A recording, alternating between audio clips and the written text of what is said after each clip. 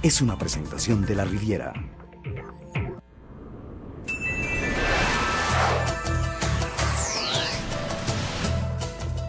Bienvenidos a Entérate con María Emma. Esta fue una semana marcada por grandes acontecimientos, las elecciones en Estados Unidos, la votación de la Proposición 19, de la que hablaremos en un momento en California, y muchos otros temas políticos que ardieron, como la terna que decidió armar nuevamente el presidente de la República para elegir al fiscal. Aquí comienza nuestro programa, en un momento regresamos. El primer intento por legalizar completamente el uso y consumo de marihuana en California no dio resultado. El referendo fue rechazado por amplia mayoría, pero abrió un debate sobre el futuro legal de las drogas, a lo que se sumó un polémico estudio científico que señala que el alcohol es más dañino que muchas drogas ilegales como la cocaína o el crack. Política, ciencia y realidad se enfrentan a una realidad de prohibición que no logra el control del narcotráfico. ¿Debe replantearse la forma de lucha contra las hoy drogas ilegales? Esta fue la primera unión homosexual de una funcionaria pública que se conozca en Colombia. La alcaldesa de la localidad de Chapinero, en la capital colombiana, Blanca Inés Durán, recurrió a una ceremonia celta para formalizar su unión civil con su pareja, la antropóloga Catalina Villa. Una unión que se da justo cuando Colombia espera un fallo jurídico que permitiría el matrimonio homosexual en un país donde solo se autorizan uniones civiles, conocidas como unión marital de hecho. ¿Está la sociedad colombiana preparada para unirse a Argentina, Ciudad de México o España? En dirección hacia territorio del jardín izquierdo, Rentería, David Murphy. Fue un nuevo momento de gloria para el deporte colombiano. Edgar Rentería se convirtió en el héroe del título de los Gigantes de San Francisco en la Serie Mundial. Como también lo hizo con el título de los Marlins en 1997, fue quien impulsó las carreras que terminaron entregando el galardón a su equipo y ya es candidato para ingresar al Salón de la Fama. Edgar Rentería de Barranquilla es el deportista más importante de Colombia.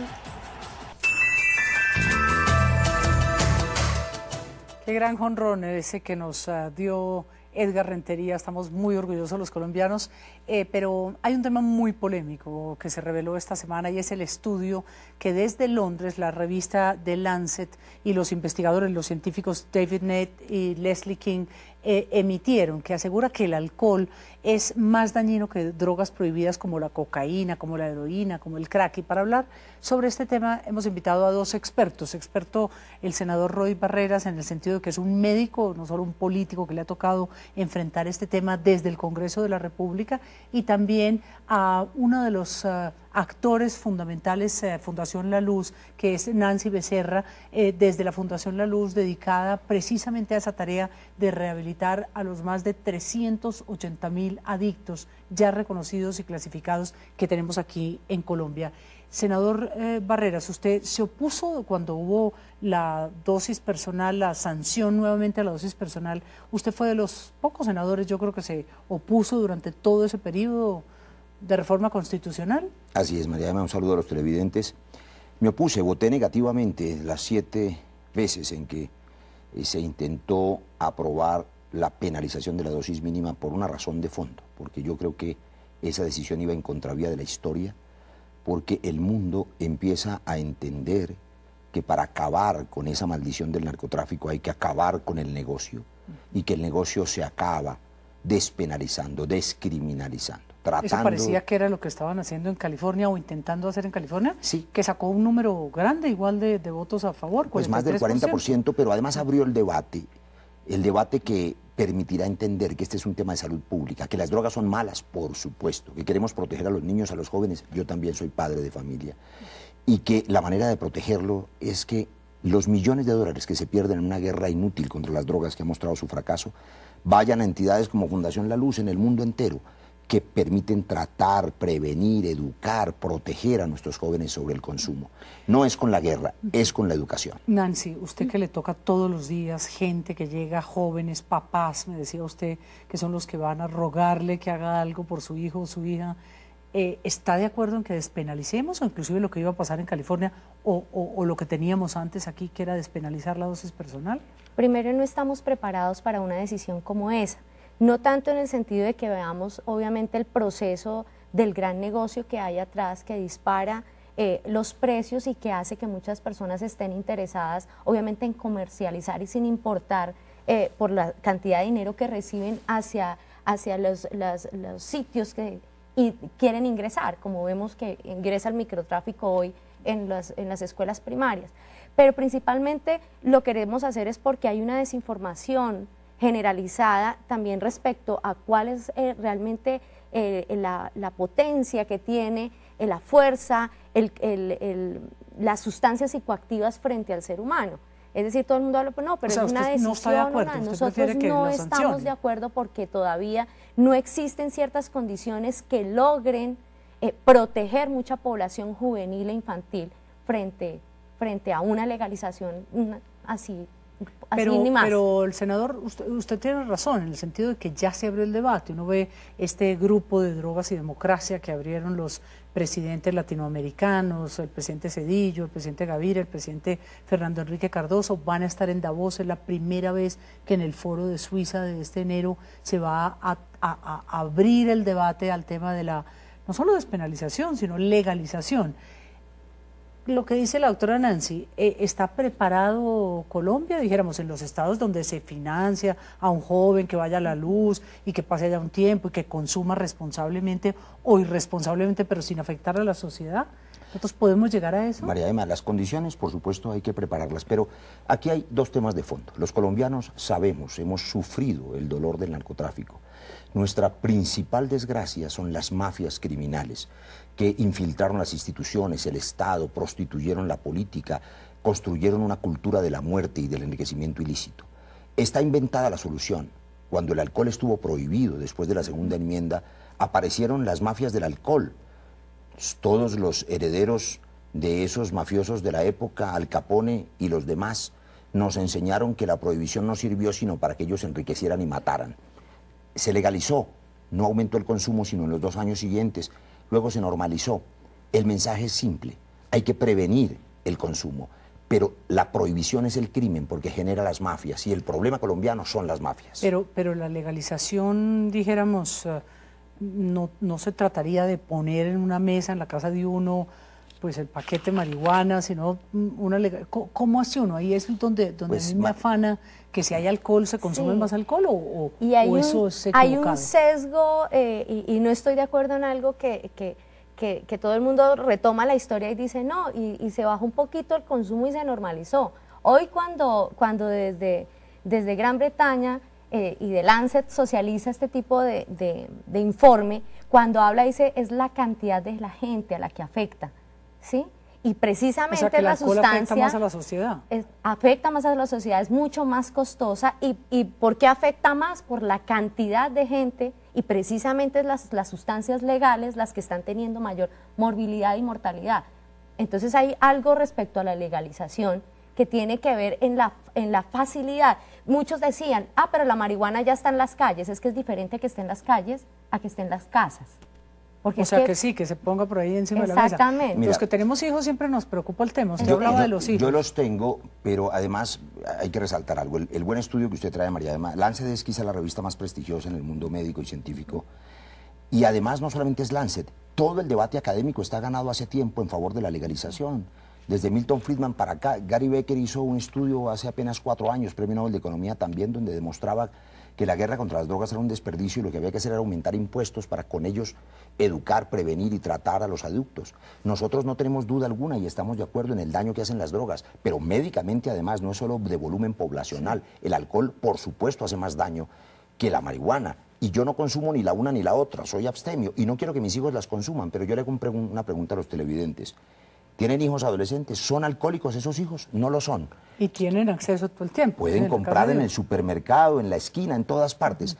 No lo son porque ahí están los padres educando, la escuela previniendo, el Estado protegiendo. Eso es lo que hay que hacer. Este es un problema de salud pública. Un problema sí, pero un problema de salud pública. Si legalizamos, acabamos con el negocio y las mafias y nos concentramos en salvar a los jóvenes y a los niños de la adicción. Hay doble moral en Estados Unidos, senador. Por un lado, puede que no haya pasado, pero el debate se abrió. Usted lo decía ahora, el debate se abrió y más de casi 4 de cada, un poquito más de 4 de cada 10 ciudadanos en California dijeron que sí, que estaban de acuerdo con esa legalización. Empezando ¿Eso es con una doble moral o qué empezando, hacemos? María Emma, con los candidatos presidenciales norteamericanos que todos afirmaron haber consumido marihuana, para no hablar de los colombianos. Claro que hay doble moral, por supuesto. El asunto es simple. La criminalización solamente le sirve a los circuitos financieros criminales. La prohibición sube el precio. Se financian los propios carteles norteamericanos. Desmontar la prohibición es desmontar unas agencias que viven del negocio.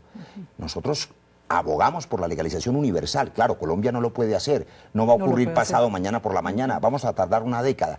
Pero cuando Colombia esté libre de las mafias del narcotráfico, porque tales mafias desaparezcan con la legalización, Colombia será allí un país en paz, porque es esa mafia la que financia guerrilla, paramilitares, narcotráfico, bandas criminales, etcétera. Y yo creo que esa frase del presidente Santos hizo carrera, ¿no? Porque de alguna forma estuvo en todos los periódicos del mundo diciendo, bueno, dígame en Hora 25 Global de Caracol, de la cadena SER, diciendo, bueno, dígame usted qué le voy a decir yo a un campesino mío cuando probablemente legalizan allá, independientemente de que lo hayan legalizado o no.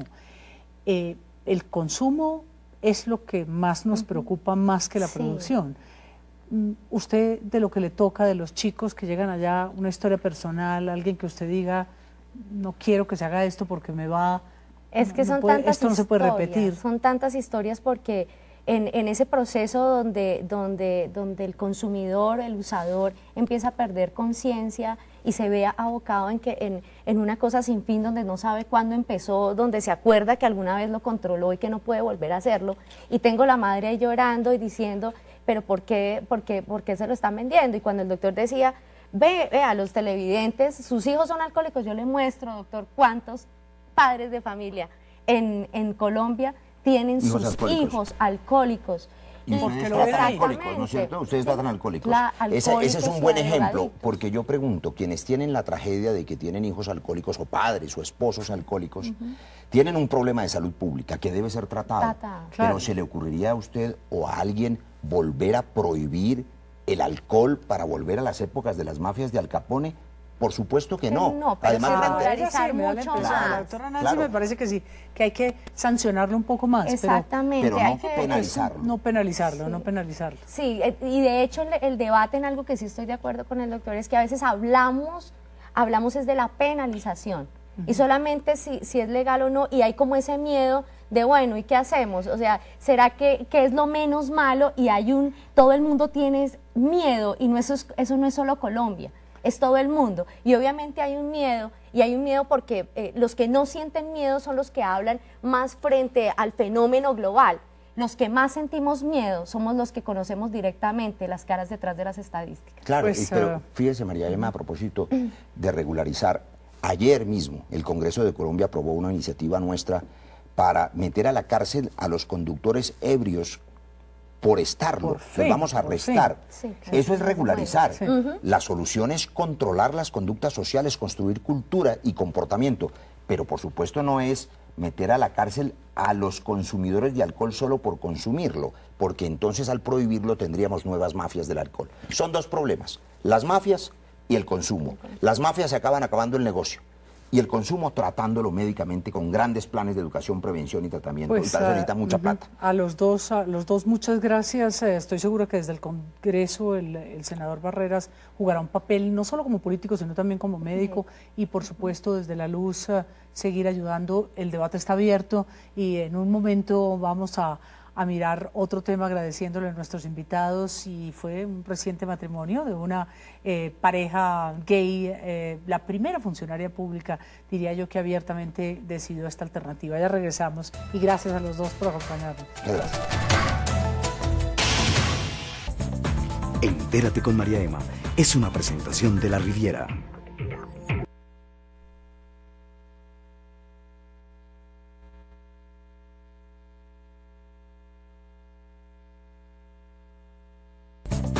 Entérate con María Emma es una presentación de La Riviera.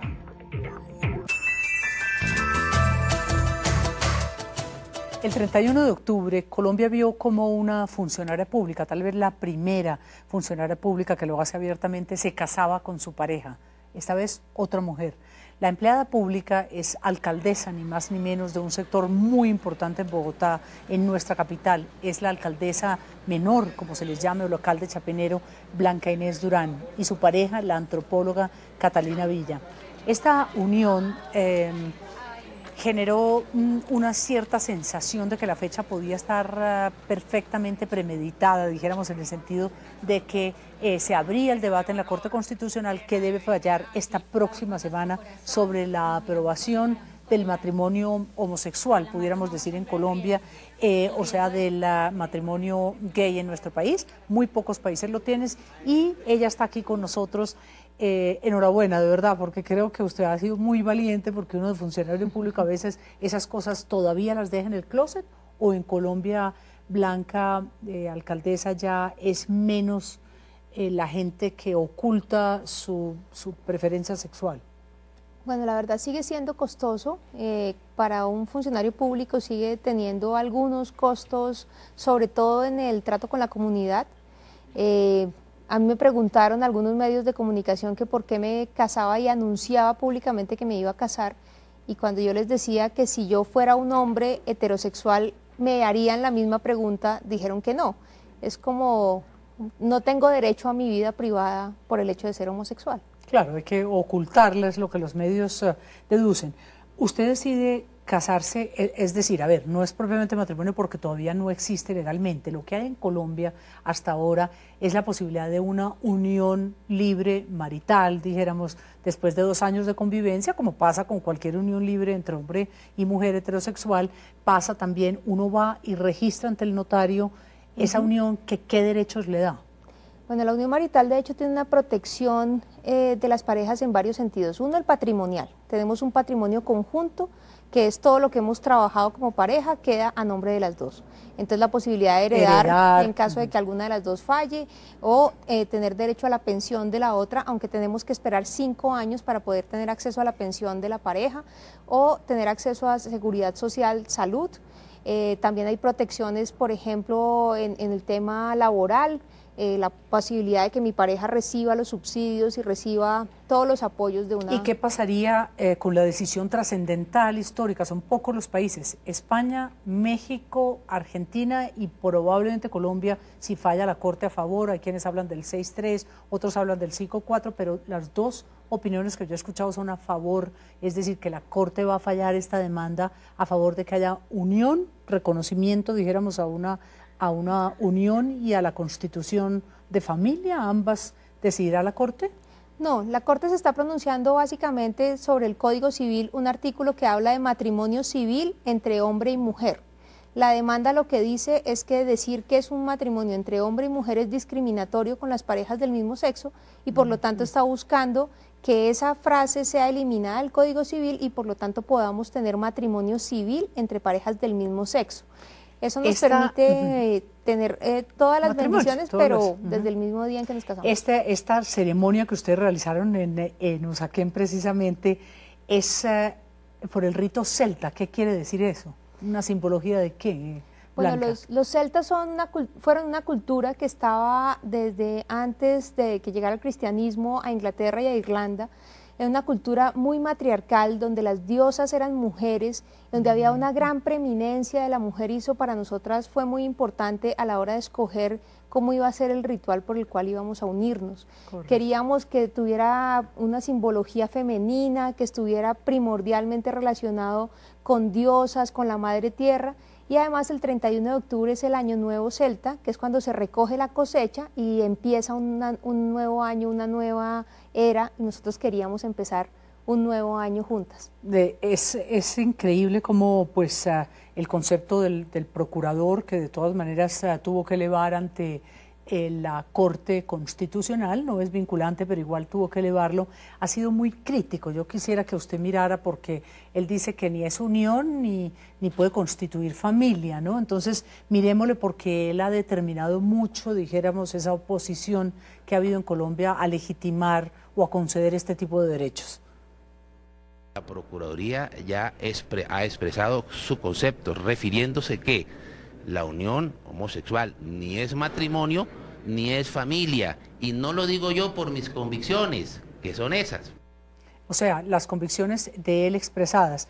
Él le envió este concepto a la Corte Constitucional. ¿Usted cree que el país está dividido, que hay mucha gente que no quisiera, que si usted preguntara en este, dijéramos, estudio que está lleno de hombres, de pronto pudieran decir, no me gusta el tema de la homosexualidad, hay todavía como mucho tabú, Blanca? Hay una diferencia muy significativa entre Bogotá y el resto del país, y creo que es una diferencia que está basada en que Bogotá tiene una política pública LGBT que logró generar un cambio de imaginarios, quitar las prevenciones y quitar esos estigmas que estaban asociados a las personas homosexuales. Bogotá, en una encuesta que se hizo por parte de la Secretaría de Planeación, contestó en un 69% a favor del matrimonio homosexual. O sea, es mayoritaria las personas que creen que tenemos derecho a los mismos derechos. Y su localidad muchísimo, porque Chapinero, dijéramos, ha sido como el epicentro de lo que puede ser esta política pública, y el espacio público también, muy abierto a la gente. ¿El alcalde, su alcalde, qué le dijo? Pues no, hay un apoyo total del distrito, porque precisamente es una política del distrito trabajar el tema LGBT. Si comparamos eso con el resto del país sí está muy conservatizado, hay una tendencia a la derecha en el país. Los últimos 8 años fueron muy significativos para este tipo de temas, en contra del aborto, en contra de las parejas homosexuales. Se ha derechizado otra vez el país. Así es. Después de la Constitución del 91, una preguntita final, no puedo dejar de hacérsela. Adopción ha sido tal vez la mayor polémica, el tema de familia. ¿Está de acuerdo o le parece que puede esperarse y después demandarse otra vez probablemente en un futuro? Los mayores temores con la adopción son temores infundados, porque ya las parejas homosexuales tienen hijos. Hay hombres o mujeres que tenían hijos de relaciones anteriores que las llevan a su relación con una pareja homosexual y crían a los niños en esa relación, y las crían con las mismas dificultades y con los mismos beneficios que una pareja heterosexual. Yo creo que esos temores son infundados, sin embargo están muy alimentados por la estigmatización general de la sociedad, y aunque no creo que este sea el momento para hacer una discusión sobre el tema de adopción, sí creo que es necesario que se vaya alimentando la posibilidad de que las personas del mismo sexo ya tienen hijos, ya los crían y ya los levantan bien. Pues Blanca Durán, alcaldesa de Chapinero, gracias, enhorabuena. Y este matrimonio de todas maneras llega en un momento donde estamos a puertas, muy probablemente antes del 18 de noviembre se decide por parte de la Corte Constitucional si habrá o no, y si seremos el 5º país de Iberoamérica en adoptar un matrimonio, dijéramos, para parejas homosexuales. Gracias por acompañarnos y suerte también en la alcaldía, porque hay mucho oficio, ¿no? Muchísimo. ¿Van las cosas bien? Muy bien. Bueno, me alegro mucho, y estaremos en un momento frente a otros temas. Hacemos una breve pausa, pero volveremos para hablar del jugador barranquillero que nos hizo vibrar esta semana y que puso a celebrar a Barranquilla, a California por supuesto, y a Colombia entera. Ya regresamos. Entérate con María Emma es una presentación de La Riviera.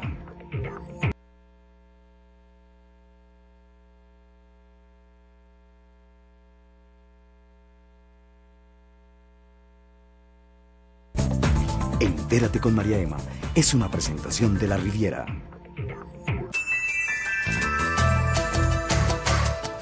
Esta semana Colombia vibró de verdad con un deportista colombiano, barranquillero para más bregas. Si recordemos ese momento histórico en que Edgar Rentería, nuestro beisbolista de las Grandes Ligas, le dio al equipo San Francisco, los Gigantes de San Francisco, por supuesto a Colombia, esta victoria, este jonrón. ¡A lo profundo!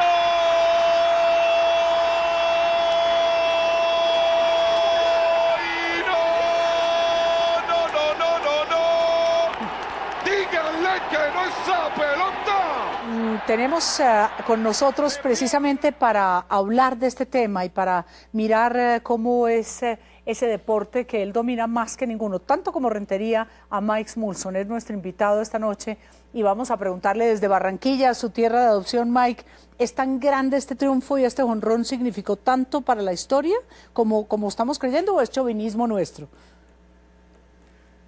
Primeramente, María Emma, 1.000.000 de gracias por invitarme a Entérate con María Emma. Para mí fue más emocionante oír a Jerez narrar ese jonrón que haberlo narrado yo por Telecaribe como lo narré. Sí. María Emma, un jonrón no significa prácticamente nada si el decurso del mismo no hubiese significado que con él el equipo de los Gigantes ganó la Serie Mundial. Es decir, ellos Y que estaban Rentería empatados, ¿no? Ellos fue estaban... el artífice de ese epílogo después de un año aciago de enfermedades múltiples, de estar en la lista de lesionados, de saberse 10 minutos antes si jugaba o no jugaba en el roster de la postemporada. Y de pronto, yo creo que algo constituye en este muchacho que nació una fecha memorable para Colombia. ¿Cuál es? Un 7 de agosto hace 35 años, se posesiona en el Diamante, se recupera como por arte de magia de la enfermedad que lo aquejaba 3 veces consecutivas en la lista de lesionados, solamente participando en 72 juegos durante la temporada, el menor número desde 1966, y de pronto este jonrón fue importantísimo. Sí. ¿Por qué? Porque fue el epílogo de que los Gigantes ganaran lo que no habían podido conseguir desde el año de 1954. Mike, el tema de Rentería, un hombre de 35 años, tú nos dices que hizo una cosa histórica para el que no está muy familiarizado, meter un jonrón cuando iban 0-0 y en el séptimo inning de 9, es lo que quieres decir que cambió el curso de la historia, que un jonrón lo que significa es cuando precisamente lo que hace es llevar prácticamente al triunfo a su partido, a su equipo. María Emma, un jonrón es lo sublime que hay en el béisbol. Es como di tú un gol faltando escasos minutos y el score 0-0 y tú disputándote un evento mundial. Pero digo que el jonrón del séptimo inning fue quizá tan importante como el que metió en el segundo juego, que puso a los Gigantes en la senda del triunfo, que eso es lo importante. Y como además, decía antes, ¿usted cree que podría llegar al Salón de la Fama Edgar Rentería después de lo que logró, como usted dice, histórico, que solo pocos lo lograron hacer en 2 series mundiales? María Emma, uno en el Salón de la Fama, desafortunadamente, la Asociación de Beisbolistas Norteamericanos, que son los que escogen a los hombres del Salón de la Fama, son prácticamente impúdicos, son fríos, se rigen por los números, entonces no ponen el jonrón del séptimo inning que ganó el equipo de los Gigantes de la Serie Mundial, sino que ponen 15 años de actuación. Claro. Entonces empiezan a emular, y después de 5 años de que Rentería se retire, puede que cambien los hombres que hoy día están votando por el Salón de la Fama. Sí. Participar un shortstop como Rentería en el Hall de la Fama es supremamente difícil. Sí. Pero bueno, conténtate con decir que está en el Hall de la Fama de Louisville, Kentucky, porque ha ganado los Guantes de Oro. Conténtate con saber que sus 3 compañeros más importantes de series mundiales son Luke Gehrig, un inmortal, el hombre de hierro del béisbol, 2.130 juegos, Joe DiMaggio y Yogi Berra, 3 Yankees que están en el Hall de la Fama, y Rentería, y un colombiano el cuarto, y un colombiano el cuarto. Quería preguntarle, Mike, ¿esto hará que muchos otros jóvenes colombianos se apasionen nuevamente por el béisbol? ¿Dónde está el béisbol colombiano ahora? ¿Hay algunos en ligas entrando a los Estados Unidos? Tengo que remontarme a los años en que usted fue ministra de Educación para que implementen no solamente el béisbol, sino el deporte en general como algo curricular, compulsatorio, para que los jóvenes, mente sana en cuerpo sano, se aparten de los vicios y empiecen a jugar el béisbol, y empiecen a jugar el fútbol, empiecen a jugar el básquetbol y todos los deportes, y tienen la oportunidad de convertirse en un Rentería. Desafortunadamente, los Renterías no son de generación espontánea, son espontáneos. Sí, pero Colombia, ¿cuántos años tiene de estar jugando béisbol internacionalmente? Desde 1945, en la Serie Mundial en Caracas, la 7ª serie, y después en los Centroamericanos de Barranquilla, primera homologación de la posguerra. Así que yo creo que los ministros de educación deben hacer como cuando yo estaba en la universidad. Yo tenía que pasar una materia compulsatoria de educación física y deporte, si no podía graduarme. Vamos a tratar de seguir ese ejemplo, le agradecemos. Usted lo gozó, creo que más que la familia Rentería o igual, y no lo puedo dejar ir sin felicitarlo primero, y segundo, hacerle una preguntita política. Usted sabe tanto de béisbol como sabe de política. ¿Cómo ve al presidente Santos? Primeramente, María Emma, Juan Manuel tiene una particularidad, que es zurdo. No se olvide de eso. Sí. Y los hombres más importantes de la historia han sido zurdos, ¿eh? El último presidente de los Estados Unidos fue zurdo, que fue Bill Clinton, y ahora el actual Obama es zurdo. Claro. Los zurdos piensan con las circunvalaciones cerebrales diferentes. Ha hecho en el comienzo de su vida política como presidente de la República, para lo cual estuvo excelentemente bien preparado. Yo diría que en los últimos 50 años nadie, absolutamente nadie, ha estado tan bien preparado para ser presidente como Juan Manuel. Así que le depara un buen camino. Muchas gracias desde Barranquilla, espero verlo pronto y que celebremos allá junto con todos nuestros nacionales que están en otros lugares de Colombia y aquí mismo, este triunfo tan importante para el deporte colombiano. Gracias, Mike, y nos veremos pronto. Mil gracias y felicitaciones por este programa. Lo voy a ver desde YouTube con mis hijos el próximo domingo a las 9, cuando el YouTube sean las 8 de la noche. Allá lo esperamos y muchas gracias a Mike Smulson, este gran colombiano por adopción, barranquillero por adopción, y queremos invitar a nuestros televidentes a que nos escriban, a que participen de los foros a través de caracoltv.com/entérate. Y quiero agradecer también un correo muy especial que me llegó de Héctor Paniagua desde España. Es un mensaje que es importante para nosotros, como todos los de los foristas. Los espero la próxima semana. Entérate con María Emma es una presentación de La Riviera.